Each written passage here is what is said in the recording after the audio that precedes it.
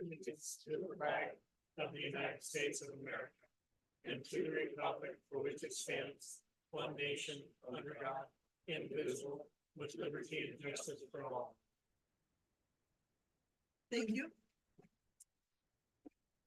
And we convene this afternoon for the purpose of our kickoff for our development standards and regulations update. It will be done by Logan Simpson, and we'll turn it over to our planning director for introductions.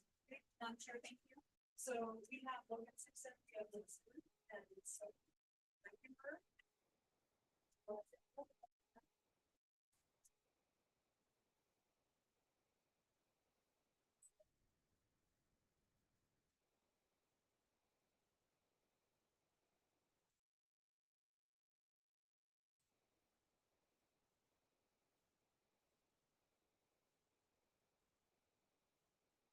Great, thanks, Joy. Well, can you guys hear me? Kind of close.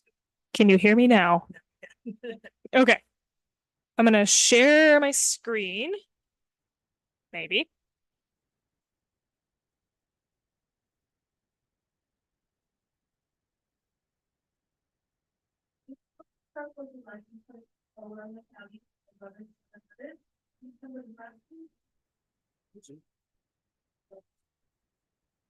Park County Plain 11-7. You mean?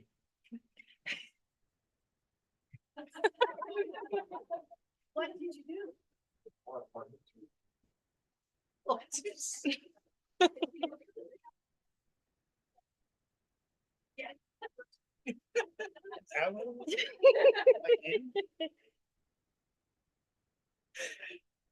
All right. So as Joy mentioned, this is the kickoff. So this is kind of the first stage of the DSR, the Development Standards and Regulations update. This is just one of many times that you'll get to see us, either in person or online. We have a short presentation for you today, so we'll reintroduce kind of our project team members. Again, as Joy said, we have a big team behind us, so this is just a small snippet of our team.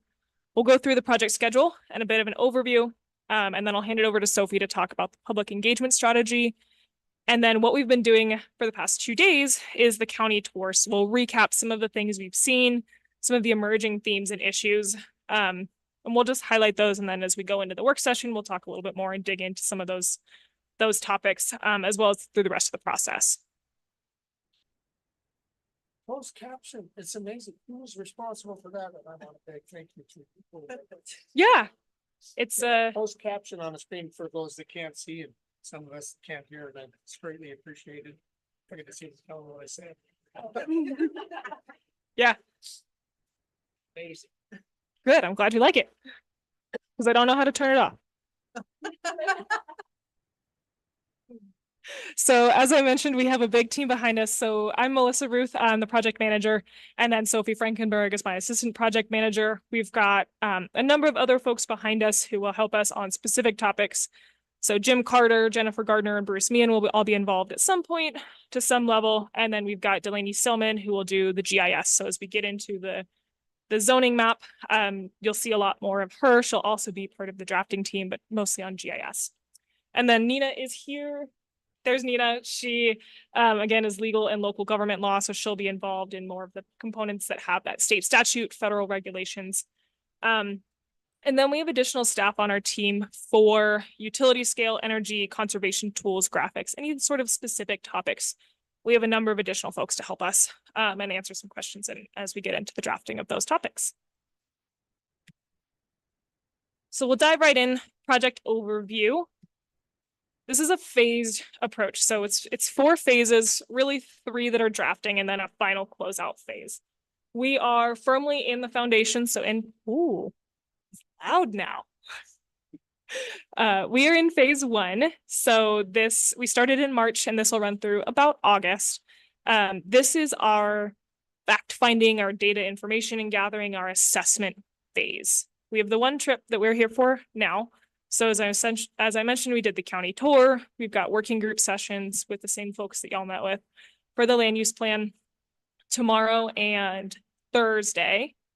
And then as we get into phase 2, that's where we'll actually be drafting the first round of amendments. We'll meet as with another joint session virtually, and then we'll come back out again for adoption hearings.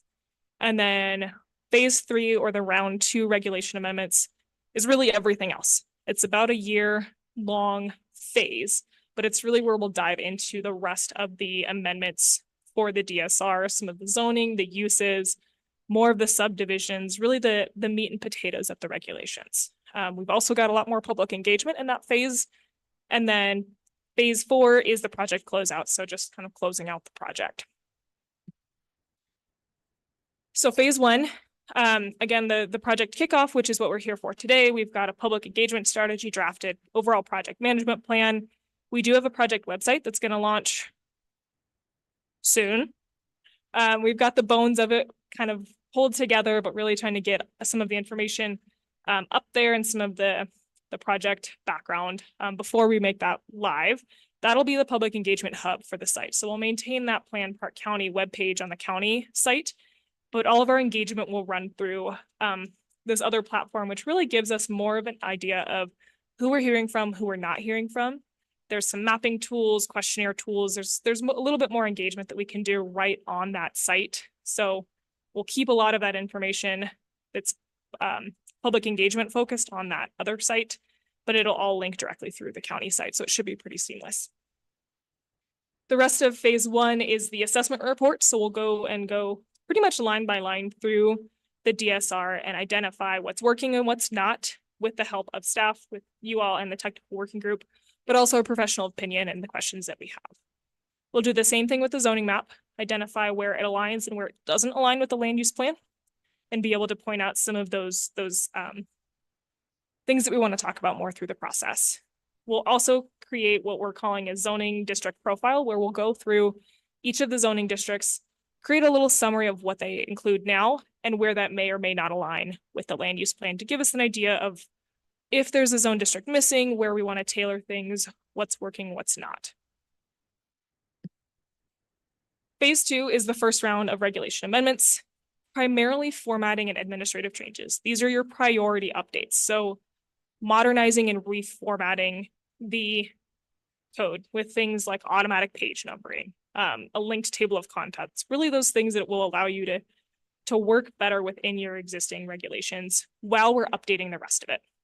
We'll also do some primary updates to chapter 1, which staff has been working on. That's the administration chapter.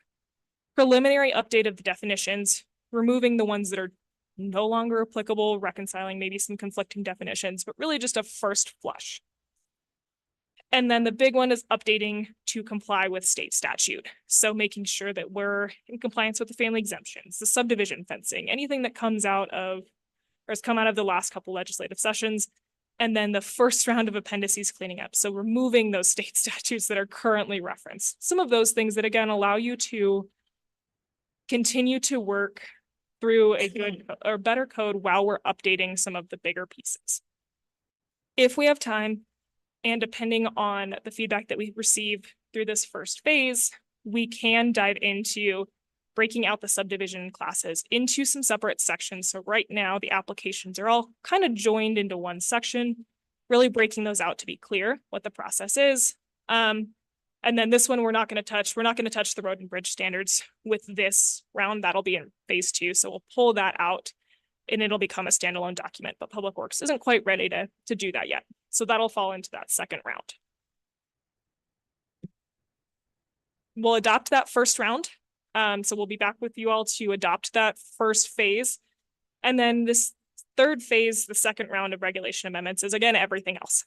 It's the zone districts and use standards that we'll do in tandem with the zoning map, subdivision standards, any natural resource protection standards and that sort of conversation, application procedures, definitions, and then the full round of appendices.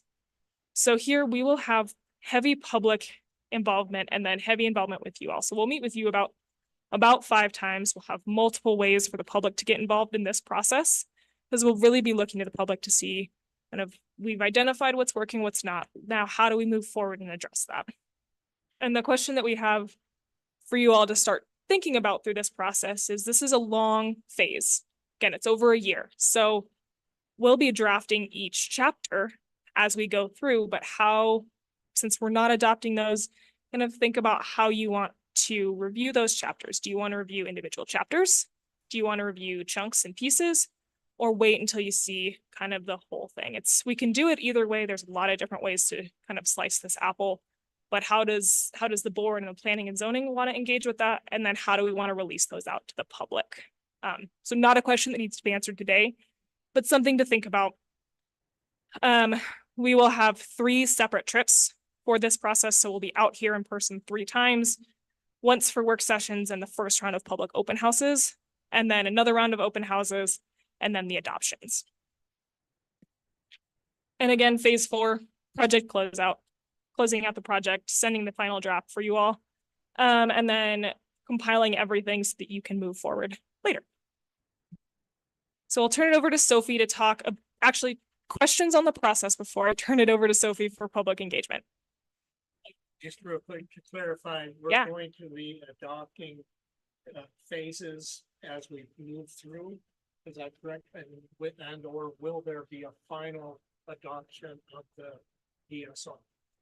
So there'll be 2 rounds of adoption. The first one, which will be at the end of this year or early next year, kind of straddling the new year, will be just to adopt a reorganized structure and Won't have to go back. right. So, and a couple of priority things. Then we won't adopt again until end of 2025. You know, complete final. Yeah.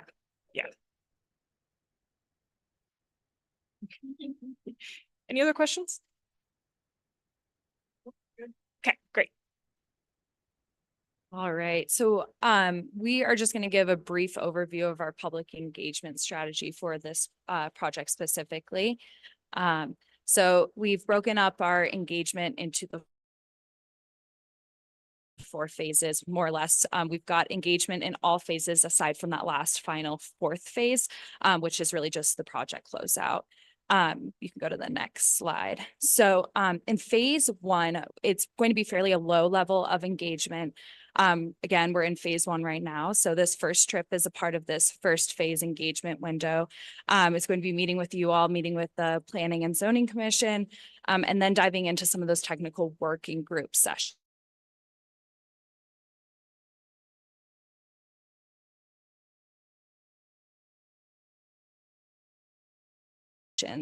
Which are scheduled sessions. We're planning to be back with you all 2 times during that phase. And again, it's going to be a low level of engagement, really working with you, with the Planning and Zoning Commission, and staff on starting to get that first round of amendments pulled together and ready to be adopted.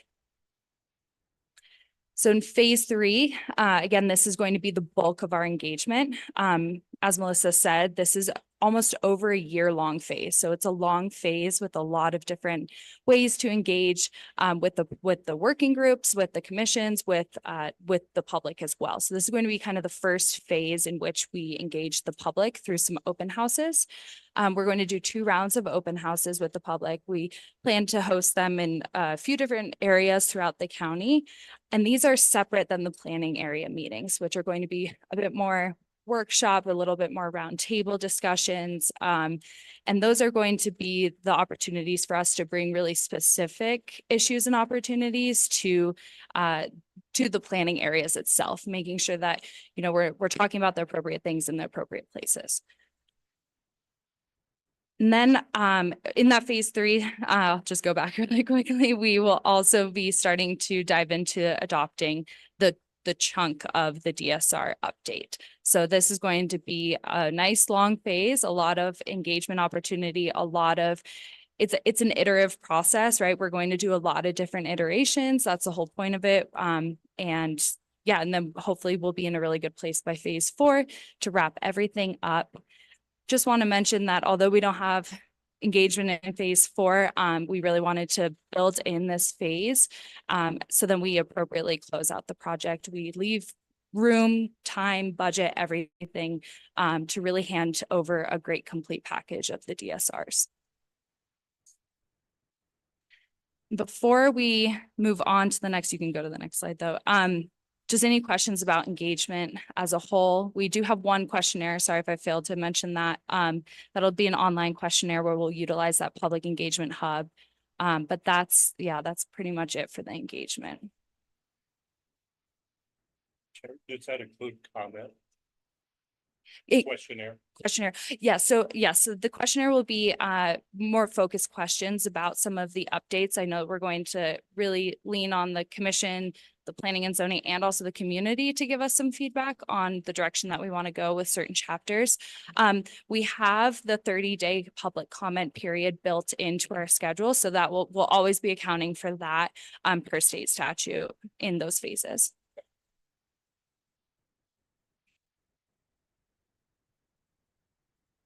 Okay. I guess I should ask P and Z Commission sitting here, if something comes out, let me know if you have a question. that we can address. Great. So we just wanted to highlight a couple of the things that from this county tour that we've been on for the past day and a half.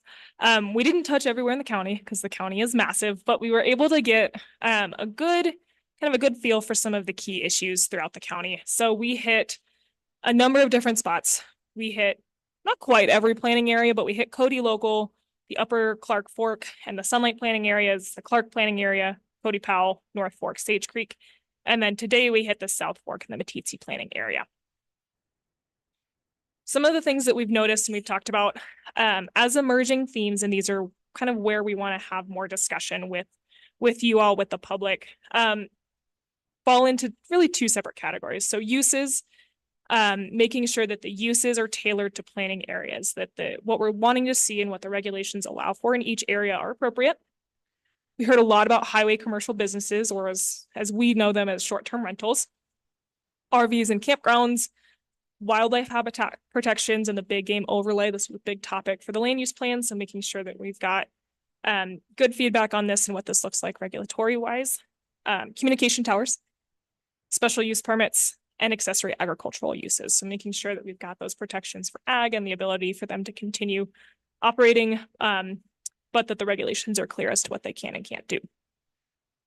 And then subdivision and development standards is the other kind of key bucket that things fall into. And this is everything that's not uses. So fencing, subdivision procedures, conversations around lot size averaging and group developments or clustered developments, as they're sometimes referred to, irrigation district review and how those ditches kind of fall into development and what surrounds those, floodplain regulations, so updating the floodplain regulations. We'll start that in phase 2 with the round 1 amendments, but that will go to FEMA for review. So you won't see that until the second round of regulation amendments. Water and sewer connection. So what the water, sewer, septic kind of realm looks like. And last but not least, the agricultural overlay. I know there's been some changes between what the overlay currently looks like and then what the land use plan shows. So making sure we're reconciling some of those differences. So that's our brief presentation for you today. Any questions on the process? And if not, we can dive into some of the questions. And then as we go into the work session later this afternoon, we'll have some more specific questions for you all to contemplate.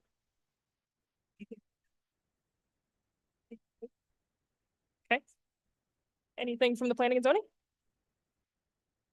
Anything right now?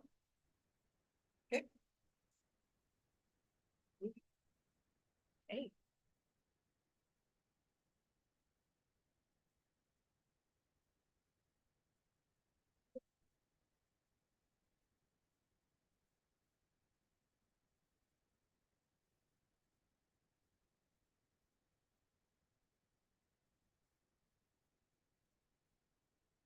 So with this, so we've got about 10 minutes left on our kind of session. Do we want to dive right into some questions, or do you want to go to the other item and then we can go into the work session with the questions?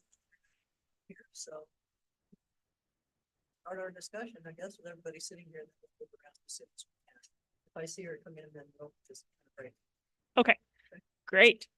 So we've talked about this first question a little bit, and we touched on it through the first kickoff. So with the land use plan that y'all just adopted, the goals and policies within that land use plan, are there top priorities that we should be considering for the regulations. So we've heard a lot about the big game overlay and the conversation that surrounded that and the agricultural overlay and a little bit about group developments and lot size averaging. Are there other goals and policies that stand out and come to mind that you want us to really dive into from the land use plan or conversations that started during that land use plan that you want us to continue?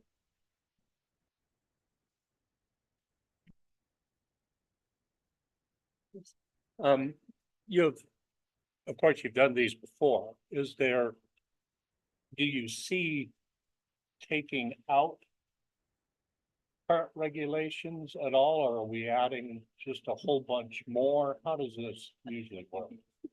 It's a good question. It depends on the community, to be honest. A lot of what this first phase will tell us is that process. So we'll take a look, again, pretty much line by line, word for word, what the DSR says, and then how that aligns with state statute and federal regulations, which are the things that are kind of out of our control.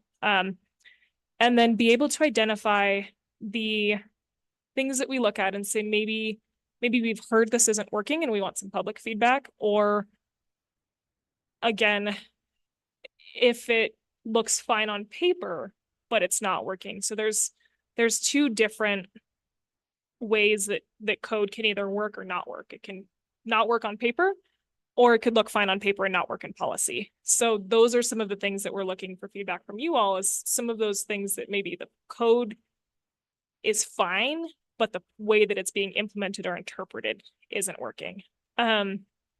We've worked for communities where we've pulled and pared back a lot of regulation, and in some places there's opportunity to add some things too.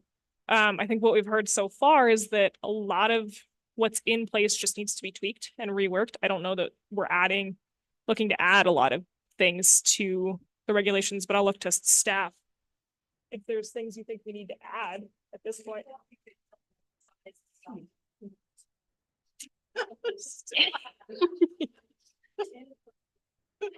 So, no, we talked about this today. The goal is we want to clarify and make rules.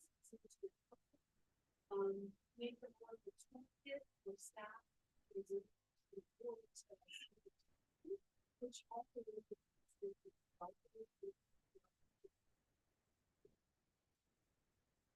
one thing that we talked about is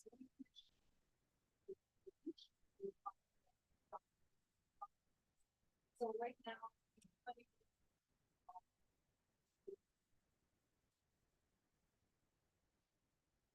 we're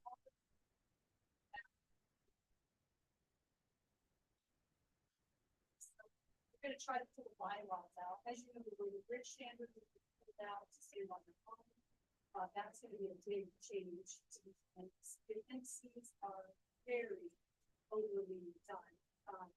We have information that we don't need. There will be choices though. For instance, I made the recommendation to split the subdivision chapter into three sections. Because right now, simple lines and majors are like grouped together. And it's very hard to explain to subdividers which parts apply to their subdivision. So while splitting those out may add a couple of pages, it's actually going to introduce clarity and make it easier to people to understand the part that applies to them. So that's been a recommendation with how that falls out. But yeah, I don't think there's really a discussion about wording for this. The discussion is about clarity, trying to clarify. And in some places that's going to be more language, and in some places that's going to be less. That's One of the things that you mentioned, and I guess I'm just gonna say this off the top, we had a ton of discussion, as you're aware, on the big game overlay. Ended up with the high use area. One of our discussions all along with the public was that was not for regulatory purposes.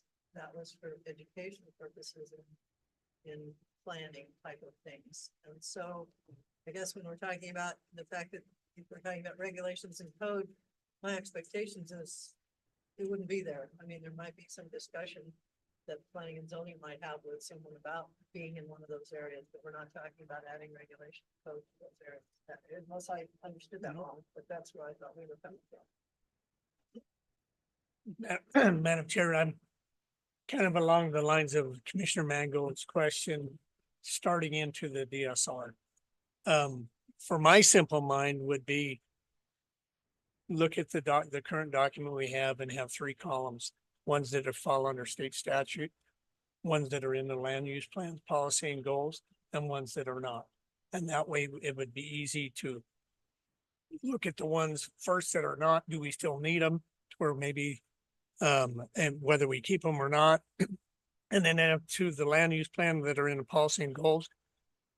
Do our current regulations fit and do they need modified or enhanced or whatever? That's just my simple way of thinking for us to clarify and see how deep into this our involvement would go. Is that possible? Yeah, so I think what you're describing, I think will really be a great way for us to go through the assessment. Like Melissa said, our very first big task is to go line by line and really start to look at some of those To things. go here, Yeah, go here. exactly. And just back to your question, Commissioner Mangold, another thing that we like to look at is what is outdated too. There's probably language in there that is just not even applicable to our current world. So that in that case, it would be revising, striking, adding, but like to say, yes, it's going to get longer or it's going to get shorter. We just don't know what we're working with quite yet. We've had sometimes regulations that have been brought up and what, well, how did this start? Why? Yeah. We don't know why it's even in there and we can't get answers on some of those. So I think that would help out quite a bit. When you worked on, I guess, mostly about phase 3 type of thing, when you get into uses. How do you, without having 50 columns of listings of uses, how do you paraphrase enough of each item to make sure that we're kind of covered and we don't have somebody walk in and we're going, oh, where do we put that, type of thing? Because it seems like that happens occasionally. Well, it doesn't fall here and it doesn't fall here. And how do we guard ourselves against that kind of discussion, I guess? Yeah, so we'll break uses into categories of uses. So you've got residential uses, and there is guidance from professional guidance on how to break those out and specific classifications. And so that's kind of where we start as we look at what does the county currently have, what are the uses that you currently allow, and what are things that are missing. So we know that there are like some agritourism type uses that are missing, farm stays, produce stands, things like that that are not specifically called out in the code. So we'll add those and then we'll go back and compare the use table or the list of uses to that best practices list to see what else the county might be missing, but we'll also condense similar uses. So in some places you've got communities have had like a number of different uses that are kind of the same: medical office, dental office,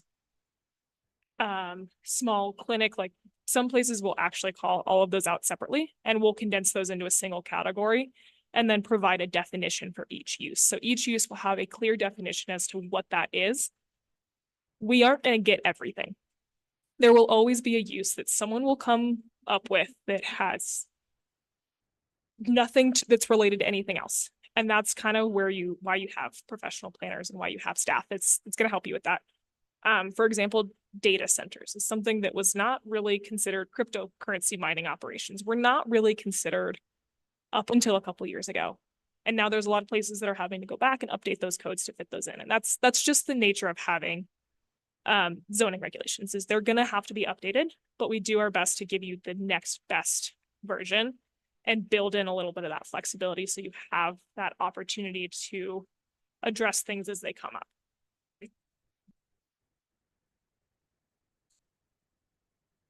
Fine.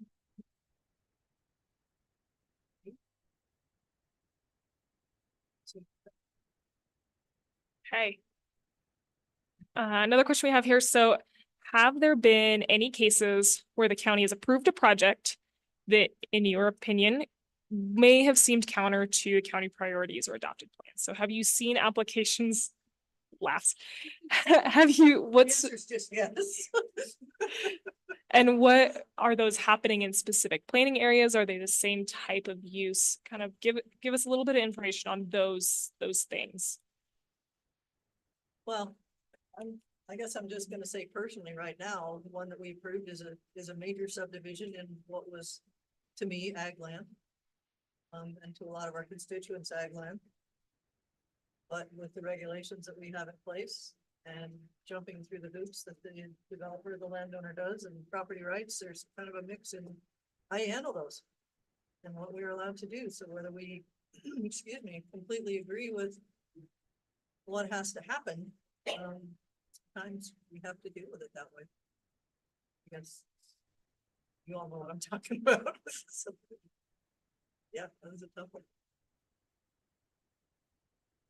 What else? Any other uses that have? Well, I think of course cell towers are huge, no matter what we do. Depends on where they are, but cell towers are huge. So. And where they go. What else have we dealt with? Well, just from, Madam Chair, just from the public perspective too, would be on foreign entities buying up some of our properties as well. Maybe there are other communities that have already addressed this, so maybe just looking into something like that, just to, of course, we got to respect the private property owners and their ability to sell, but who are they selling to? I think that's being looked at statewide also.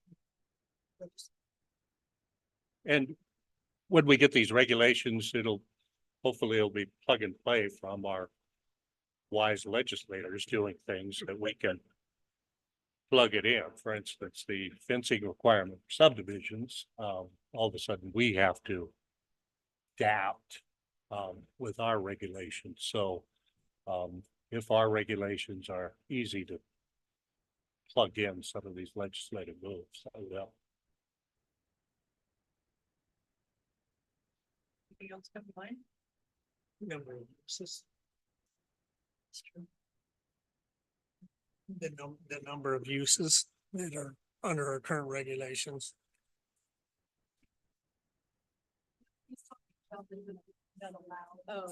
Uses allowed in the property. So like 3 to a part, 2 to a parcel, or 3 to a parcel. Yeah, I think that's something. Right. We talked about, that's not really. It's not really able to do. Compatible uses. And one might be an Airbnb. Bite your tongue. Okay. Yeah, those will be a big topic. And then Yes.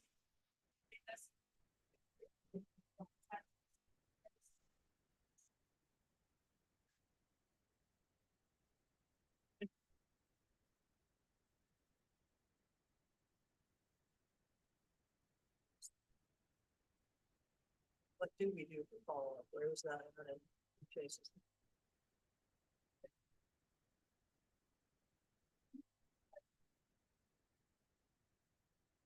Well, you can propose whatever you like. We're not voting on anything today. I understand how it works, but there are questions on all levels, you know.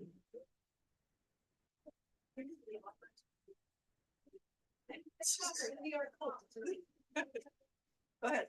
I think one of the other concerns I have with these existing subdivisions, but I know it's things up smaller and smaller, now protect those existing property rights. Sure.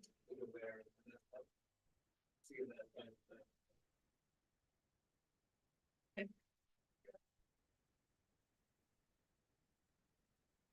Yes, Ryan. Bill, just piggyback on that,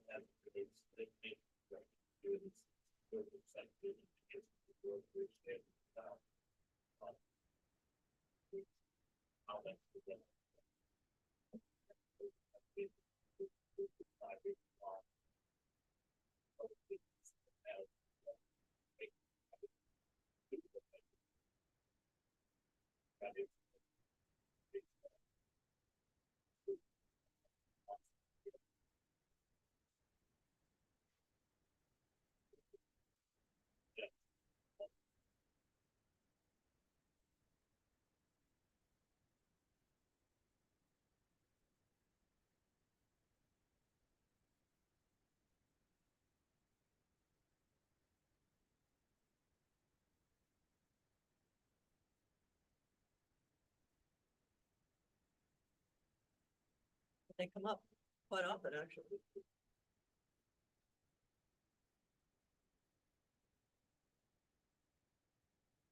Bringing back all of our headaches from the last couple of years. With any luck, we'll be able to address them. Yes. Where are we at?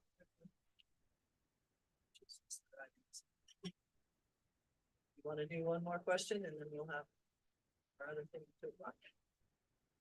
Yeah, we'll go with an easy one. Are there standards or regulations that are missing from the current DSR? The last part, Are there standards or regulations that are missing? So things that you've noticed we don't have standards for, you're not able to address right now.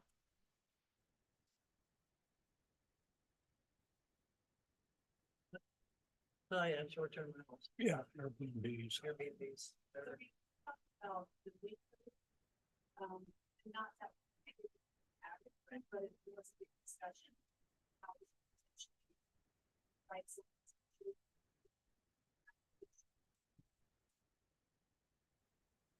But even that way, there's an enforcement situation. What? Oh.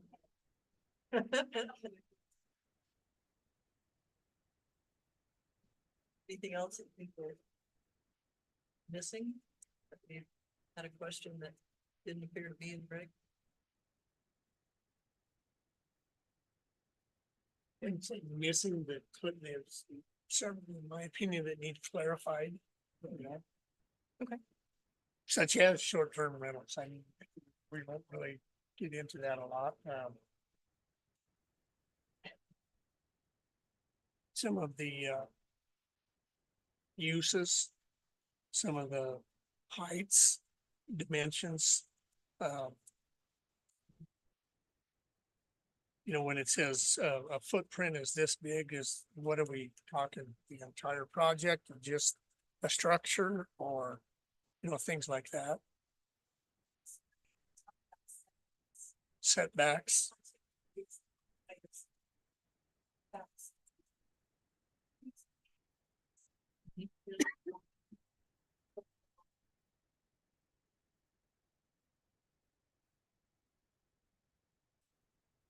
So you have a 5,000 square foot limitation. Is that one building or all buildings?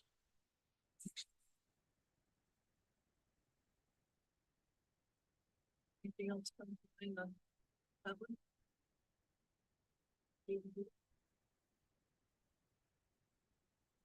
Okay, I think this is probably a good time. We'll take a break and we'll do our 2 o'clock and then we will move into a work session. So, thank you.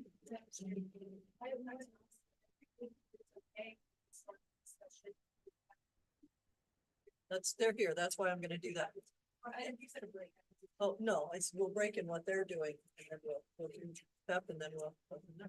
Great, thank you. Thank you.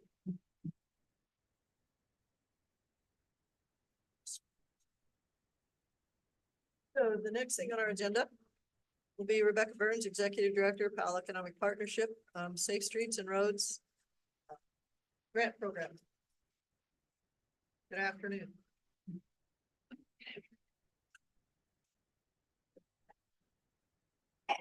We made it. We're a little wet, but we made it. Yes, yes.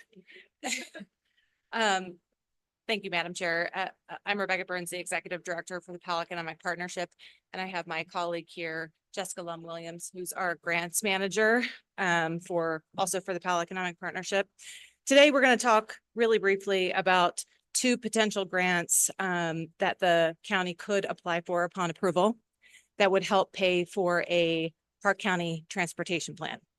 So the county has done amazing work and you continue to do amazing work with planning with the natural resource plan and the land use plan, of course, the reg amendments. And the next natural step after that would be a countywide transportation plan, as indicated in Chapter 5 of the land use plan. So the reason why PEP is really interested in this is because this particular plan does definitely align with what our members are telling us they need to see to continue to have their businesses thrive and grow in Park County. And so real quick, what you have received prior to the meeting are two grants.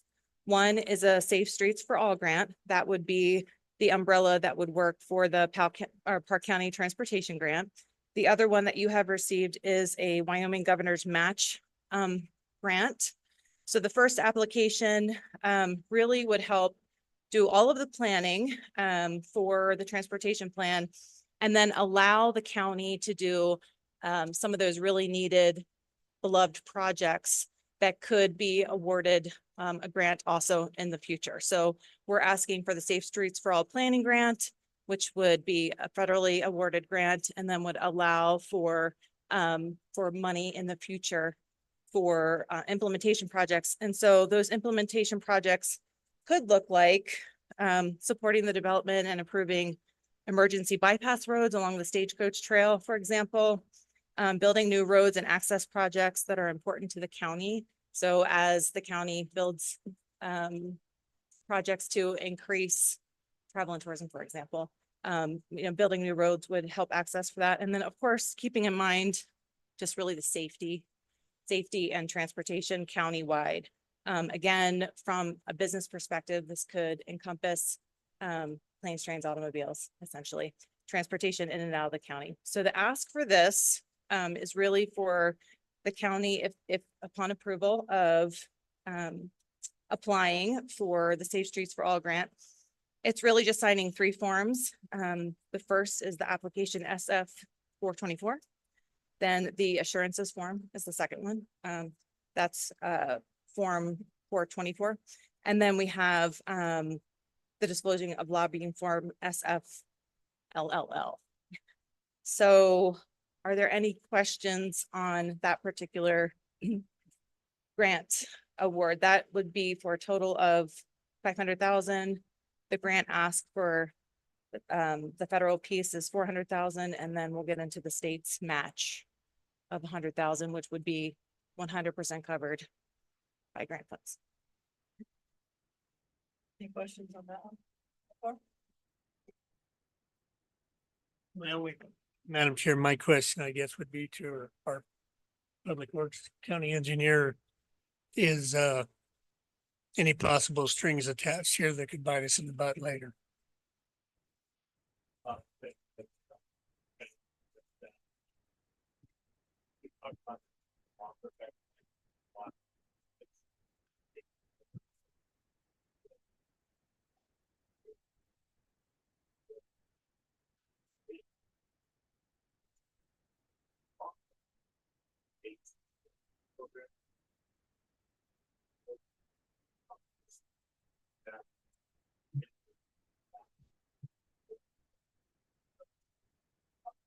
But there are a lot of demonstrations, studies, there's a lot of. They want to see the other side. They won't put that into the worst case. Once you integrate with the great speed. If you didn't follow the basically halfway through the change line, you have to take it. With that, I do think, but as far as like numbers, we're talking about 5.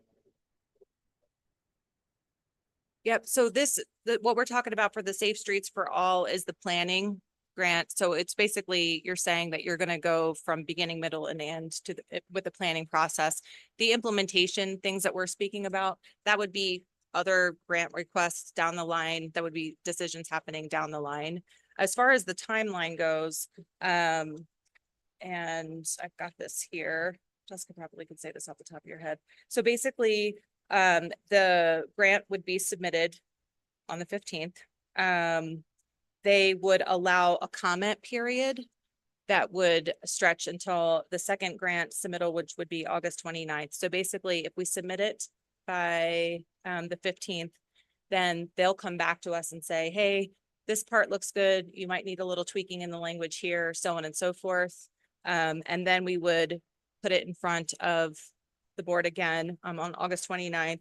Then approximately we're looking at an award notice in November, and then 12 months would be the maximum time after that, that they would say, that they would have a memorandum, not an MOU, but a memorandum of agreement put in place. So they give themselves a 12-month window to do that.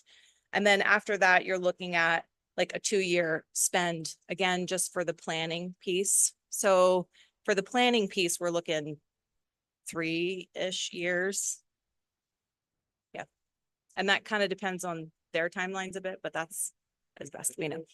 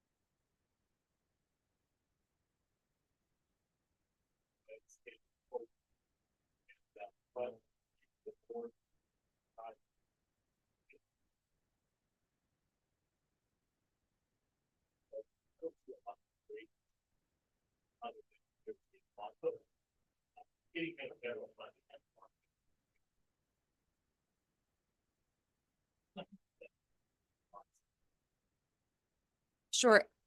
And that part of that is actually built into the grant.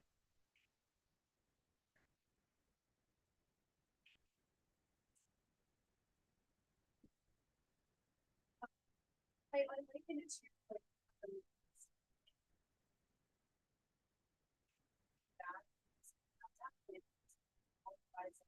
like, related projects.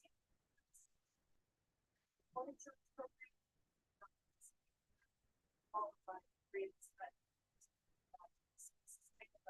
a check box. So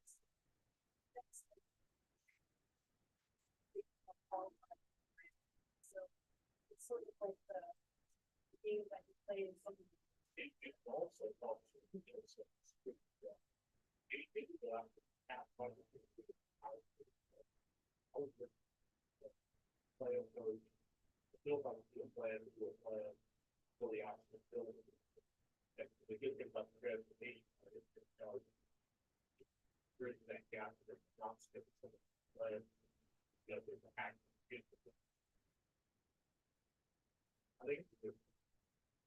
Yeah, sure. So the grant itself pays for a planner then? Where the dollars go? Yep, so it's outlined in the budget piece of the grant request, but yes, it would pay for a planner. There's also a portion of the budget that would help with a consulting fee to help manage that process. So it lifts a little bit of the load off of staff, which was a request after speaking with staff and knowing their time constraints. So we feel like this is a really all-encompassing request. Jessica has done a huge amount of research and legwork and has interviewed over 8 communities in the state of Wyoming who have applied for the same grant. Some of them have been cities and municipalities, others have been counties, and really done a deep dive so that we make sure that we're covering all of our bases in this request. And again, we have that kind of grace period where if for whatever reason something needs to be reviewed, it can always be resubmitted in August. And the bookkeeping would go through Pauline then, I suppose? Yes, it just like managing any other grant. Go ahead. Want to be aware. There's another file. So And I understand this is a matching grant. What do we know approximate cost of putting together a transportation plan? Cost overall, up to 500,000, but so you're talking $1 million, or is that 250? Based on the research, Madam Chairman, that I've done, speaking with other communities that have both received this funding already, our figure is based on that and the research that they've done. So in terms of the total grant project, I received figures from, it kind of depended if some people were applying for multiple plans, including a transportation plan, it was more towards like $400,000 300,000, 350,000, 400,000. If it was just a transportation plan and no extra activities, no studies, no speed, demonstration projects at all, it was more towards like 250,000, but the minimum award you can ask for is 100,000 for this grant. And I've seen awards, much greater than 500,000 on the list of funded projects. So it'd be 500,000 for the total project, 400,000 federal funds, and then 100,000 would be the matching component, which is the second grant we will talk about.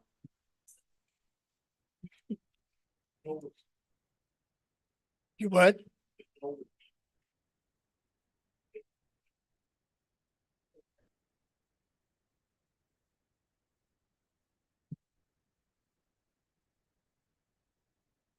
And follow, and how long are we obligated to continue the plan? I mean, I guess where I'm looking at this, we're growing government for what? We're doing a great job right now. Why do we need to create another position? And if we don't use it for further grants, and if we do, I guess it may pay for itself, but right out of the gate, I look at it as you're growing government.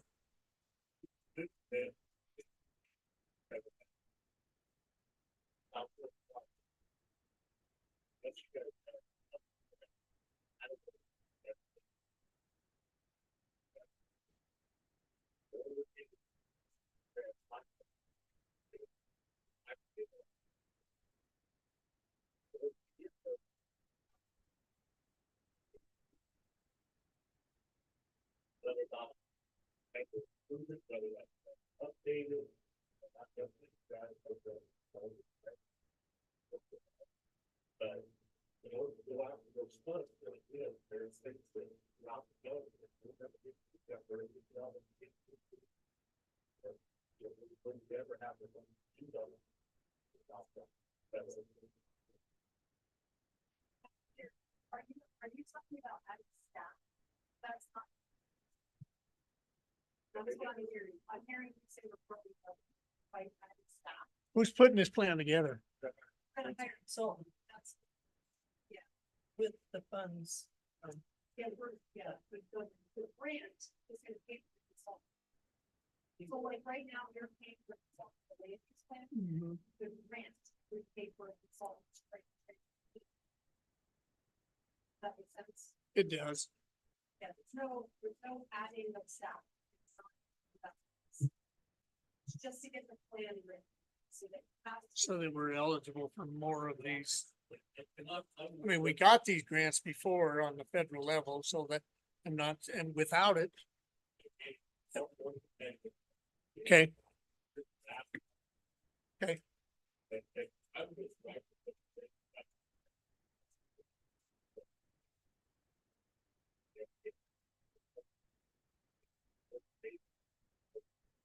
I'm just worried that there's more hoops that we're opening up for you to jump through just to get to what we were already getting. Okay.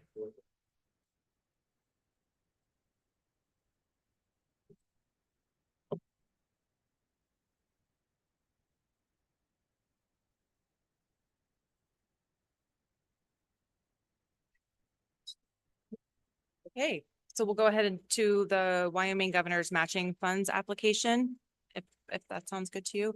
So essentially what the governor has done is that they recognize matching funds may be a hurdle to accessing these federal funds, these federal grant applications. So they have created a pool of money. It's guaranteed until June, and then potentially the pool of money goes away. That's another reason why we're requesting for this grant application, both of them to happen now in May, because we know that the money is still available at the governor's office. So right now, our staff has done the preliminary application, which you see before you. That application has been submitted to the Deputy Director, State of Wyoming Department of Administration and Information, and we have gotten an email thumbs up to it looks good and we're able to submit. That submission process is fairly easy. All it requires and the ask would be for Park County staff to submit the committed, completed application via email. And that would be for the matching funds. So again, that takes the county's responsibilities down to $0.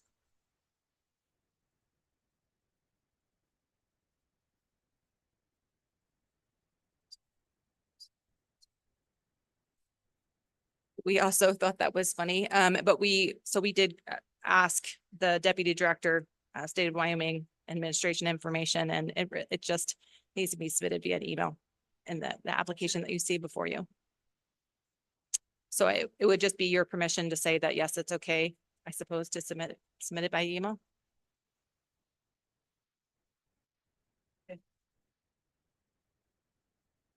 Thoughts, questions?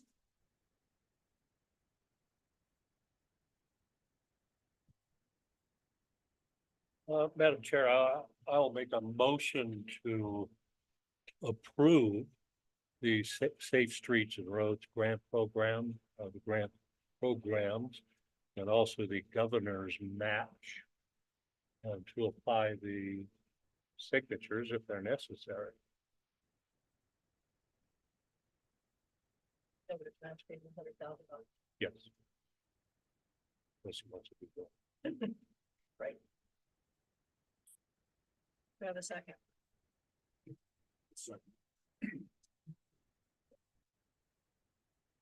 Motion and a second to approve the application for the safe routes and also the application for the governor's matching fund, the amount of $100,000. Discussion. Madam Chair, and so let's say we get the federal, but we don't get the state. At that point, it would come back and we'd either have to pony it up or just drop the program. So, Madam Chair, our understanding of the matching fund is that it was actually set up to enable Wyoming communities to get the federal dollars. So that's why there's no signature page. They want to make it as simple and as easy for, all across communities in Wyoming to get these funds. So our understanding is as long as, we are applying for an IIJA grant, which this one, the Safe Streets one qualifies for, that we will be awarded the money. And what their process is they will review it, but then they will issue a letter that we can submit with the grant application to the federal government that shows that we have the matching requirement met. So, Madam Chair, just to follow up then, if we don't get that, or they don't send us a letter, we don't send in for the federal. Let's just say one of them, weird instance where the governor says no. But then we're not submitting to federal. You can, that would be your choice. Okay. We are not committed to spend $100,000 on this if the governor's office Correct. does not have the matching. There are other options to make the match. For example, in kind personnel time, but that's not something we have to decide now. Would Commissioner Mangold entertain amending his motion to approve Require both $100,000 pending first. approval of the governor's? Now, if they amend that motion, say with approval of the $100,000 match to begin with. I know one leads to another. That is the horse before the cart, $100,000, but just for those safety. Make sure the $100,000 is first from the state, what goes in to the federal match. And I would second that. That's what Oh, it's not? So, Madam Chair, according to the timing, the governor's grant match goes in first, and then we go to the federal grant. Due to timing, the timing is very crunched. And so it kind of is all going to be happening in tandem at the same time. I would add to that, even if you're awarded the federal grant, it doesn't mean that you have to accept the funds. So in November, let's say they say, yes, this is a great grant application, and we're going to push you to November, and we are awarded the money in November. You don't have to accept the funds.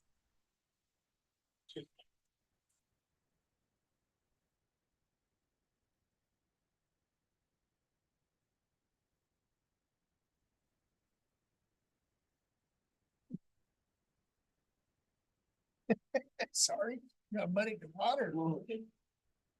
You made the motion. So Does it matter? It's not really No, necessary. Okay.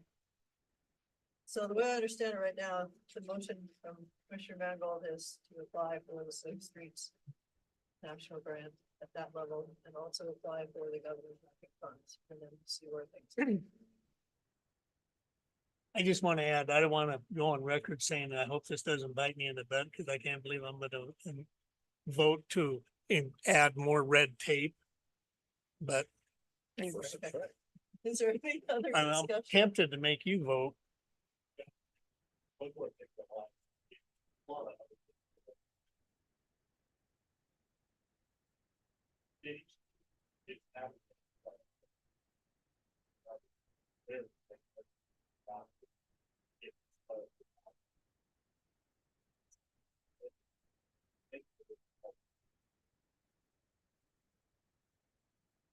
Any further discussion on the motion? Yes, sir.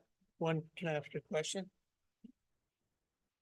Is this motivated to get you further on your rails to trails? Madam Chair, I would say that PEP as an entity is concerned with business viability and all transportation is good for business. You should run for office. You do a much better job. Any further discussion on the motion before you? Hearing none. All those in favor? Aye. Opposed? Motion passes. Okay, Thank you. you'll take care of the paperwork on this, evening since you don't need Yes. any signatures. Okay.